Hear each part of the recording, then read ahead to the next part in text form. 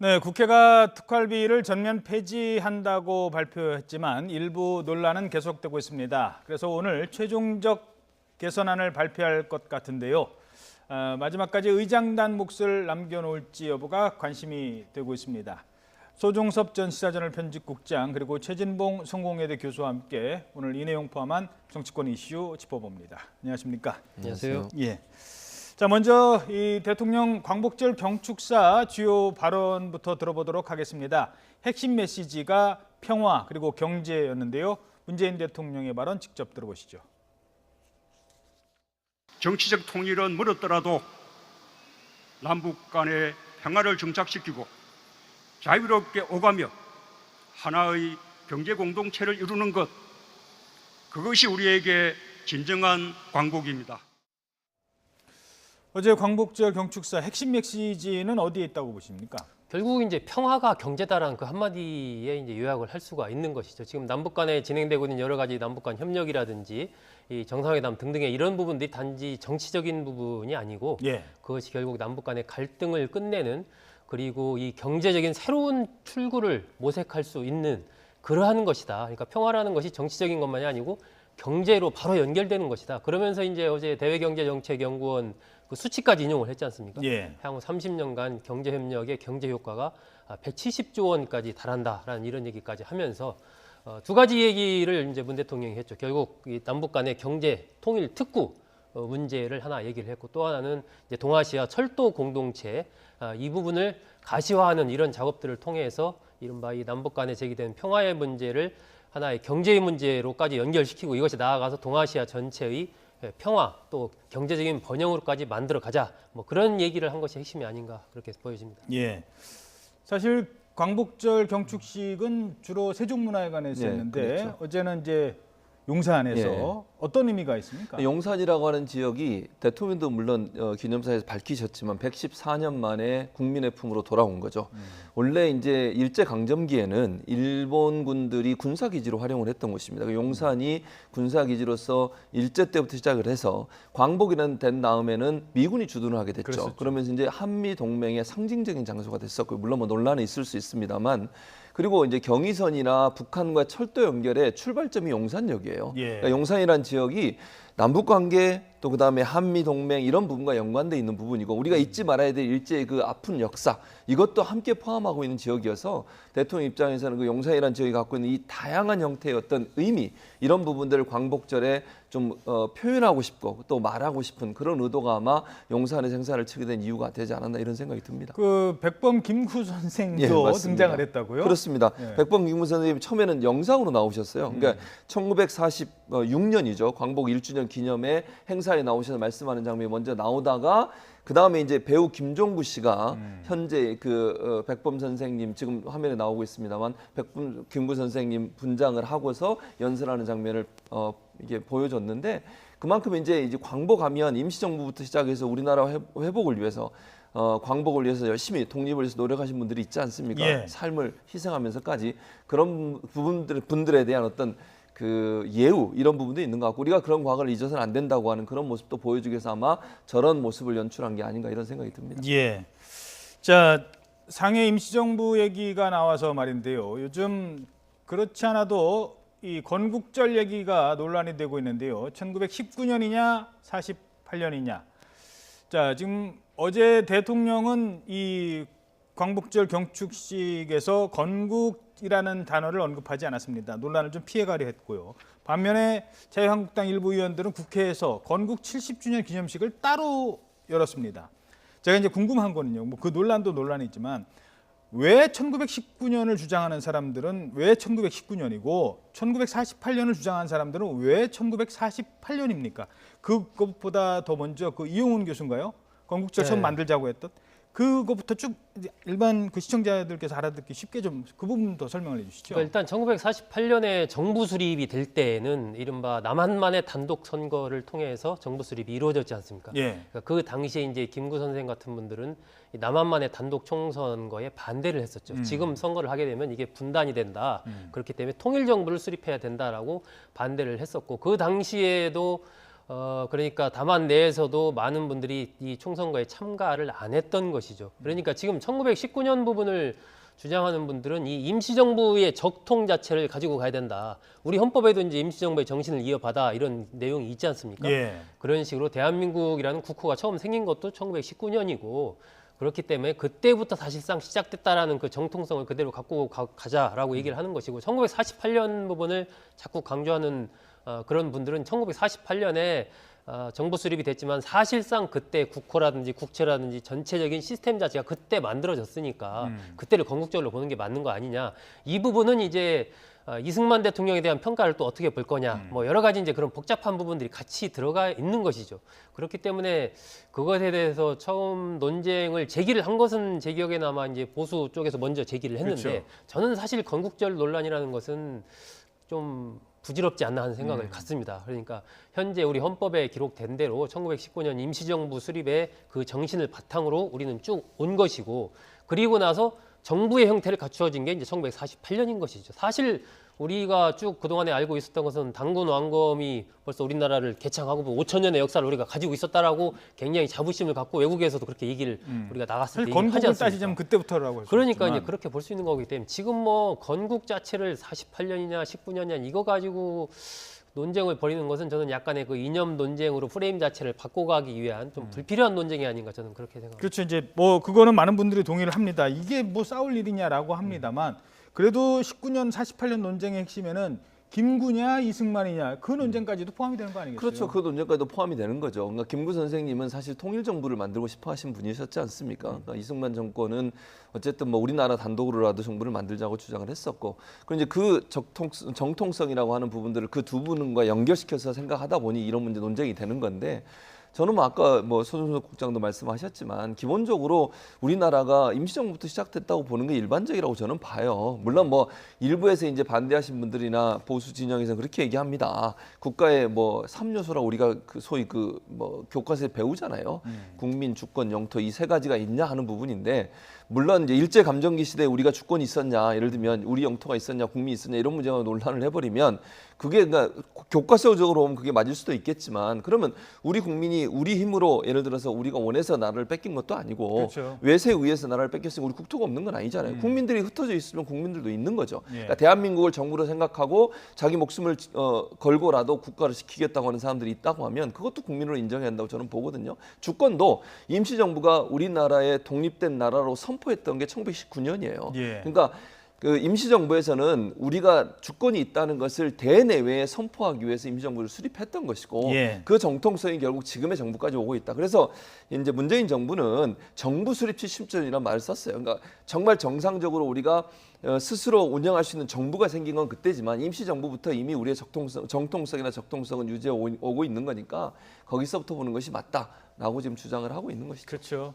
뭐 수천 년간 나라가 없어서 저 디아스포라라고 하나요? 그렇죠. 전 세계 각국에 흩어져 있던 유대인들도 건국절 갖고 논란 안 하죠. 않거든요. 다음 주제로 넘어가 보도록 하겠습니다. 드루킹 특검이 김경수 경남도지사에 대한 구속영장을 청구했습니다. 김 지사도 상당한 유감을 나타냈는데 그동안 수사에 적극 협조했다. 그러니까 적극 협조했다는 게 구속 사유가 뭐 도주의 우려가 없다라고 지금 주장을 하는 것 같은데, 일단 특검은 왜, 그러니까 어떤 논리로 구속이 필요하다고 지금 얘기를 하는 겁니까? 그 특검 입장에서는 이제 이른바 업무방해 혐의, 이 댓글 조작에 가담을 해서 네이버의 업무를 방해한 혐의, 이 부분에서 이제 드루킹 부분에 대해서는, 드루킹 김씨 부분에 대해서는 그동안에 뭐 많이 수사가 돼서 정해졌지 않습니까? 근데 과연 이제 김경수 지사가 그 댓글 조작 부분을 사전에 알았느냐, 그리고 알고 그걸 묵인했느냐, 그리고 그 이후에 그와 관련된 여러 가지 보고를 받거나 지시했느냐, 여기에 대해서 이제 갈리는 것이거든요. 그것을 판단하는 핵심적인 어떤 현장은 결국 그 2016년 11월 9일 그 경기도 파주 느릅나무 출판사 2층에서 드루킹이 했다라고 주장하는 이른바 킹크랩 시연회, 예. 그것을 김경수 지사가 받느냐 안 받느냐, 이거에서 지금 결정적으로 양측의 그렇죠. 진술이 딱 갈리는 것이거든요. 어쨌건 그날 그 현장에 김경수 지사가 간 건 맞습니다. 그런데 김경수 지사는 그런 부분에 대해서 본 적이 없다라고 주장을 하고 있고 드루킹은 했다라고 주장을 하고 있으니까 특검으로서는 자신들이 보기에는 그 부분이 핵심이고 그날 그 현장에 김경수 지사가 갔던 것은 맞고 드루킹 진술, 또 드루킹 측근들의 진술, 또 김경수 지사의 운전기사의 현장에서의 카드 결제 내역 등등등 여러 가지로 정확히 본다면, 그리고 드루킹 김씨 측에서 만든 그 보고 자료 같은 거 이런 걸 본다면 김경수 지사가 그날 시연의 그 장면을 봤을 가능성이 높다라고 판단을 하는 거죠, 특검은. 그렇기 때문에 그 부분에 대해서 김경수 지사를 공범으로 판단하고 이제 구속영장을 청구를 한 것이고. 근데 그 선거법 위반이 아니라 업무방해거든요. 무슨 차이가 있는 겁니까? 그러니까 원래 이제 두 가지였죠. 하나는 업무방해였고 또 하나가 이제 선거법 위반 부분이었는데, 이번에 영장 청구를 한 것은 업무방해 부분에 대해서만 영장 청구를 했거든요. 예. 두 번째 공직선거법 위반 부분에 대해서는 특검 쪽에서 보기에 영장 청구하기가 좀 어렵다라고 판단을 하는 것 아닌가 보여집니다. 이게 그동안에 나왔던 거 보면 이제 지난해 3월에 올해 6월에 실시되는 지방선거 등에서 좀 도와달라라고 하면서 이 센다이 총영사, 오사카 총영사 등의 공직을 이제 드루킹 김씨 측에 제안을 했다라고 하면서 이제 그렇게 된다면 공직선거법 위반 아니냐 이렇게 이제 얘기가 나왔었는데, 그 부분과 관련해서 여러 이제 관련자들을 쭉 조사를 한 결과 그 부분에 대해서 영장 청구를 같이 넣기에는 좀 혐의가 약하다고 특검 측에서 판단한 것이 아닌가 그렇게 보여집니다. 결국 영장이 발부되느냐 이 여부에 따라서 이 드루킹을 수사하는 특검의 운명도 결정이 될 것 같은데, 관련해서 그렇죠. 설명해 주시죠. 지금 말씀하신 것처럼 특검의 운명이 당연히 관련이 될 수밖에 없습니다. 지금 세 가지 영장을 청구할 때 세 가지를 주로 보지 않겠습니까? 도저히 우리가 있냐 없냐, 증거 인멸의 이유가 있냐 없냐, 그리고 범죄 소명이 상당히 됐느냐 안 됐느냐, 이 세 가지인데 제가 볼 때 도주 우려나 증거 인멸은 제가 볼 때 거의 없다고 봐요. 그러니까 법원도 그렇게 판단할 가능성이 높다고 보고, 결국 그러면 범죄 소명이 돼야 되는데 김경수 지사가 조사받고 나와서 했던 얘기가 뭐가 있습니까? 특별히 증거라든지 특별히 물증이라는 이런 부분들이 없었던 것으로 본인은 이해하고 나왔어요. 조사를 2번 받았고 대질신문까지 했잖아요. 또 특검 내에서 사실 대질신문 끝나고 나서 영장을 청구하는 문제 가지고 논쟁이 있었던 걸로 알려지고 있습니다. 이유는 단 한 가지. 드루킹이 이 말을 좀 번복한 부분이 있거든요. 대질신문 과정에 있어서. 그 과정 때문에 이게 영장을 신청했을 때 만약에 발부가 되지 않았을 때 특검이 받을 수 있는 정치적 타격은 엄청나게 클 수밖에 없거든요. 그럼에도 불구하고 그럼 특검은 왜 영장을 청구했냐? 저는 정치적 판단이라고 봐요. 그러니까 본인들이 다 죄송합니다. 이렇게는 그걸 다 책임을 다 쓰는 것보다는 일단 우리도 할 만큼 다 했다. 이런 그렇죠. 건가요? 그런 면도 있고, 또 하나는 특검이 사실은 이제 여당이 아니라 야당에서 추천한 분들 중에 됐고, 대부분 이제 자유한국당에서 강력하게 이제 추천한 분이 된 거 아니겠습니까? 그런 차원이라고 하면 특검에서 어떤 성과도 없이 구속영장까지 청구 안 하고 그냥 불구속 기소를 했을 경우에는 야권에서 반발이 엄청나게 셀 겁니다. 또 봐주기 한 거 아니냐, 특검이 제대로 조사를 했냐 안 했냐 이런 문제 가지고요. 특검을 공격할 가능성이 있다고 저는 봐요. 그래서 특검 입장에서는 이게 발부가 되든 안 되든 지금 얼마 남지 않은 10여일 정도밖에 안 남았지 않습니까? 지금 조사기관이. 그 상황에서 불구속 상태에서 기소를 한다는 것 자체가 부담이 됐을 가능성, 그게 정치적 고려라고 저는 봐요. 그래서 아마 영장 발부 여부와 관계없이 특검은 열심히 했고, 특검은 이런 차원에서 문제가 있다고 봐서 영장을 청구했다 이렇게 주장을 하겠죠. 그리고 책임은 일정 부분 법원에 넘기는 이런 어떤 태도를 취하려는 의도를 갖고 하지 않았나 하는 생각이 듭니다. 또는 초기 수사가 미흡했기 때문에 초기 경찰 수사가 제대로 안 돼서 특검이 하기에는 너무 한계가 있었다. 그렇게 얘기할 수 있겠죠. 그 백원우 청와대 민정비서관도 조사를 받았죠. 그렇죠. 주로 어떤 혐의였어요? 아무래도 이제 도 변호사 문제겠죠. 오사카 총영사로 추천을 했다고 하는 도 변호사를 만났지 않습니까? 그 상황에서 이제 특검이 보는 건 이거예요. 도 변호사를 만난 백원우 비서관이 김경수 지사가 일정 부분 드루킹과 연관이 돼 있어서 댓글 조작을 했을 것을 알고 있었을 가능성, 백원우 비서관이 그걸 인지하고 만났을 것이다. 이렇게 지금 생각을 하고서 백원우 비서관을 부른 거거든요. 그러니까 도 변호사를 단순히 만난 것뿐만 아니라 김경수 그 당시 의원이었죠. 김경수 의원이 전화를 해서 만나달라. 이 사람이 자꾸 연락을 해서 나를 좀 괴롭히고 있으니까 만나서 좀 이 사람이 어떤 분인지 좀 확인해 달라라는 요청을 받고 만난 겁니다. 그런데 이제 특검은 뭐까지 의심을 하고 있냐면 그 내막을 얘기하는 과정에 김경수 지사, 그 당시 의원이 드루킹과 연관성을 얘기했을 가능성이 있지 않을까. 그래서 아마 백원우 비서관한테 그 문제를 물어본 것 같아요. 집중적으로. 그걸 알고 있었냐, 아니면 김경수 의원이 그 당시 얘기하면서 그런 얘기를 한 적이 있었냐. 물론 저는 백원우 비서관이 그렇게 얘기 안 했을 거라고 봅니다. 그래서 그 차원에서 아마 도 변호사의 오사카 총영사 추천과 연관돼서 김경수 의원이 그전에도 이미 드루킹의 댓글 조작 사건을 알고 있었느냐 하는 부분, 이 부분을 확인하기 위해서 불렀다고 보여집니다. 다음 주제로 넘어가 보도록 하죠. 비서 성폭행 혐의로 재판을 받았던 안희정 전 충남지사 1심에서 무죄가 선고가 되면서 후폭풍이 거셉니다. 먼저 안희정 전 지사의 발언 들어보도록 하겠습니다. 국민 여러분, 죄송합니다. 부끄럽습니다. 많은 실망을 드렸습니다. 다시 태어나도록 더 노력하겠습니다. 부끄럽고 죄송합니다. 미투 사건의 첫 번째 법적 결론인데요. 사법당국에 하고 싶은 말씀 있으시면 한 말씀 부탁드립니다. 다른 말씀 못 드리겠습니다.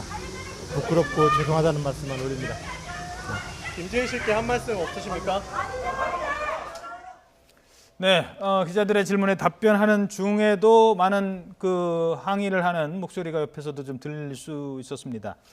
일단 핵심이 왜 무죄라는 겁니까? 그거부터 설명해 주시죠. 결국 이제 이번 이 안희정 전 지사 성폭행 의혹과 관련돼서 핵심적인 어떤 증거라고 할 수 있는 것은 이제 피해자인 김지은 씨의 진술이거든요.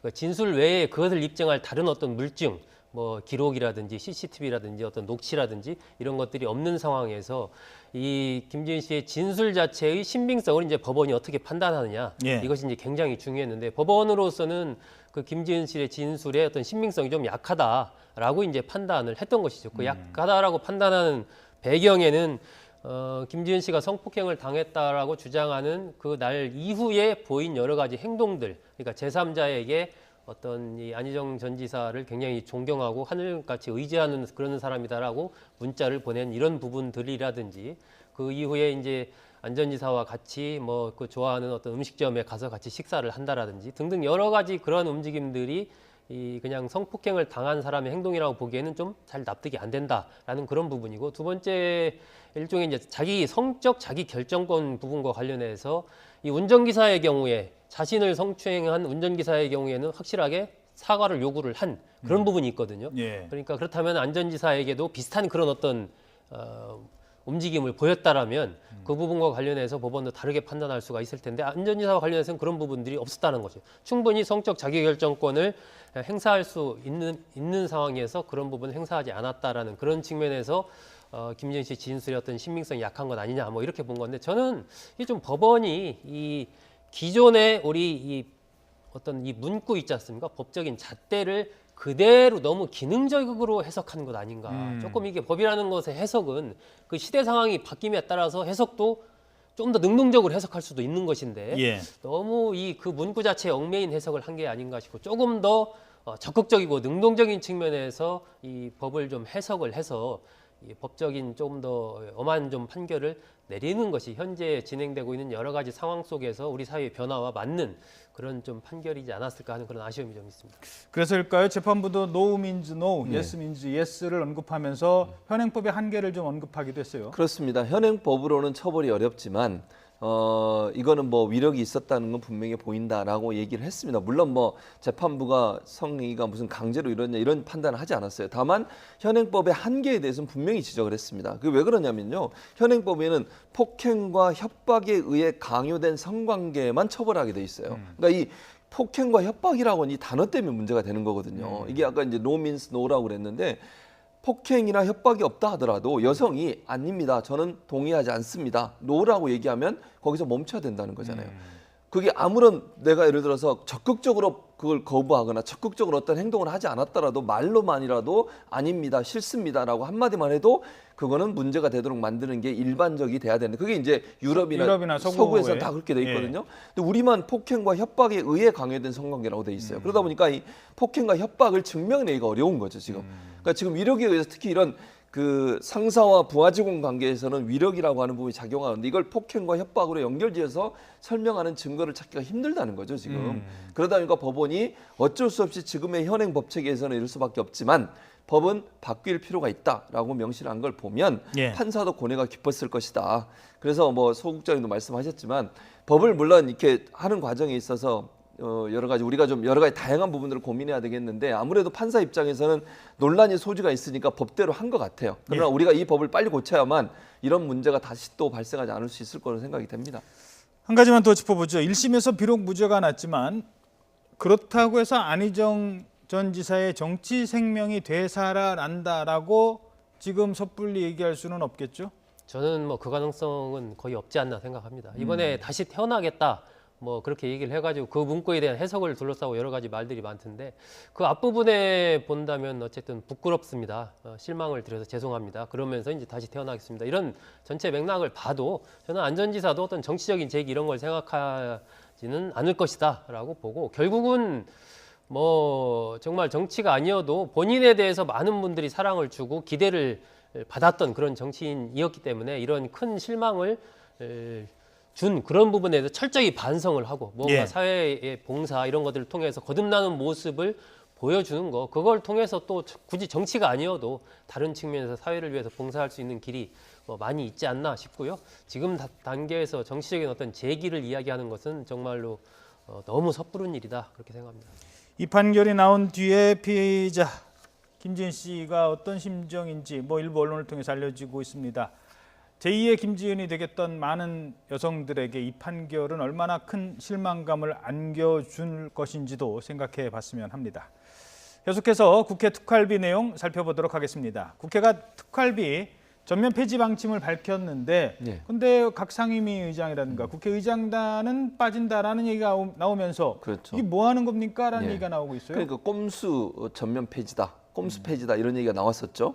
그게 이제 그러고 나니까 국회가 다시 또 모여가지고 머리를 맞대고 그러니까 진작 처음부터 했으면 얼마나 계속 좋겠습니까? 밀려서 어쩔 수 없이 그러니까 여론에 밀려서 결국 어쩔 수 없이 내놓는 장면을 연출하게 되니까 국회에 대한 실망감이 더 큰 거죠. 그래서 처음에는 국회 원내 교섭단체에 지원하던 그러니까 전체 4분의 1 정도는 15억만 폐지하기로 했다가 이제 국민들이나 여론이 이거는 꼼수다, 이거는 국민들 속이는 거 아니냐 이런 논란이 되니까 결국 의장단이나 아니면 상임위원단 목까지도 없애겠다라고 얘기를 했어요. 그러나 그것도 오늘 의장과 상임위원들이 모여가지고 회의해본 결과를 가지고 발표하겠다고 그랬습니다. 물론 의장단에서 뭐라고 얘기했냐면 상임위원장들도 동의할 것이다라고 얘기해서 폐지될 걸로 보여요, 보이기는. 그러나 아직 이제 공식적인 발표는 안 나왔기 때문에 의장과 상임위원단들이 모여서 회의한 결과를 가지고 어떤 발표를 할지 좀 지켜봐야 되는데 저는 이렇게 생각합니다.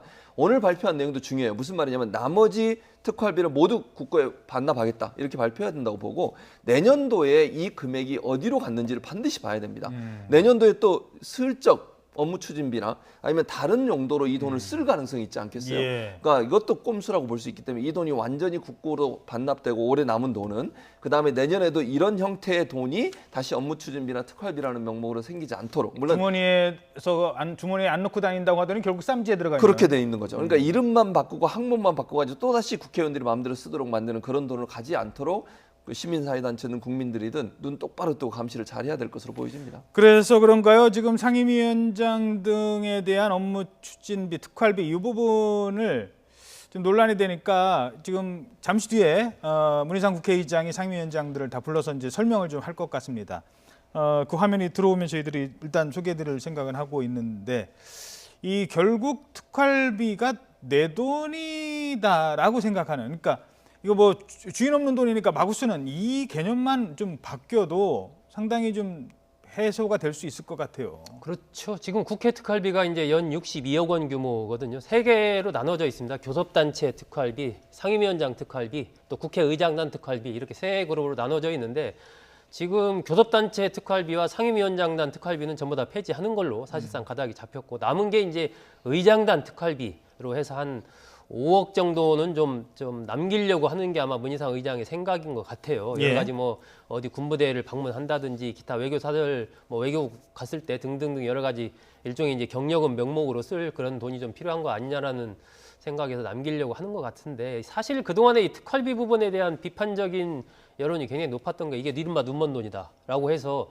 몇 번 그런 실제로 사례가 나왔지 않습니까? 뭐 자녀 유학비로 이걸 쓴다라든지 집에 생활비로 이 특활비를 갖다가 쓴다라든지. 그렇죠. 그걸 대놓고 마치 이건 죄가 없으니까 다른 혐의 뭐 얘기하면 죄송합니다. 그렇죠. 뭐 그 얘기 또 제가 내는데 홍준표 전 대표가 당시 그 뭐 한간 이제 논란이 됐을 때 이거 돈 어디서 났어요 하니까 이거 특활비 갖다 썼어요라고 했을 때는 특활비는 문제 안 된다. 이거는 내 주머니처럼 써도 내가 누구한테 비난은 받을지언정 죄가 없다라고 생각하는 것 그걸 고치지 않은 거 아니겠습니까? 그렇죠. 그런 인식들이 이제 국회의원들 사이에 팽배해 있었던 것이고 최근까지도 사실 그랬던 것이죠. 그렇기 때문에 이게 폐지되는 부분에 대해서 굉장히 특히 이제 더불어민주당이나 자유한국당 거대 두 정당을 중심으로 폐지에 좀 소극적인 모습을 보였던 것은 결국은 자신들이 뭔가 상임위원장을 맡고 움직이는 부분에서 가장 많은 혜택을 받기 때문에, 그리고 영수증 증빙을 안 해도 되는 돈이기 때문에 그 돈에 대해서 미련을 못 버렸던 건데, 워낙 강한 비판이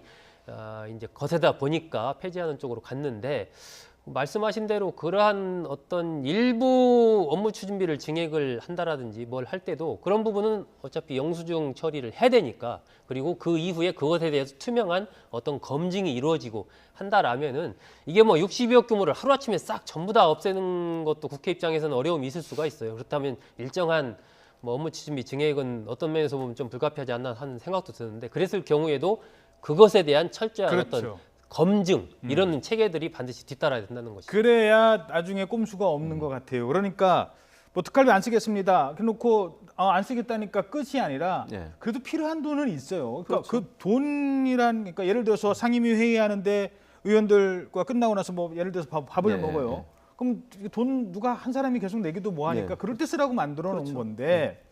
근데 문제는 금일봉 주는 것까지도 거기다 포함시키는 거. 네, 네. 그러니까 필요한 것과 필요하지 않는 것을 정확하게 구분하고 쓴 거를 공개하는 거. 이게 맞아요. 필요한 거죠. 그게 바로 필요한 거죠. 그러니까 업무 추진부를 옮기더라도, 특활비도 물론 특활비는 제가 볼 때 이러면 다 없어질 것 같은데, 업무 추진부를 옮기더라도 문제는 뭐냐면, 이 영수증 처리는 하지만 이 영수증 처리를 국민한테 공개를 안 해요. 국회의원 본인들만 보시거든요. 예. 그게 저는 문제라고 봐요. 그러면 아무데나 쓰고 그냥 영수증 아무거나 내도 전혀 문제가 없잖아요. 근데 시민사회단체나 국민들이 이걸 본다고 생각해 보세요.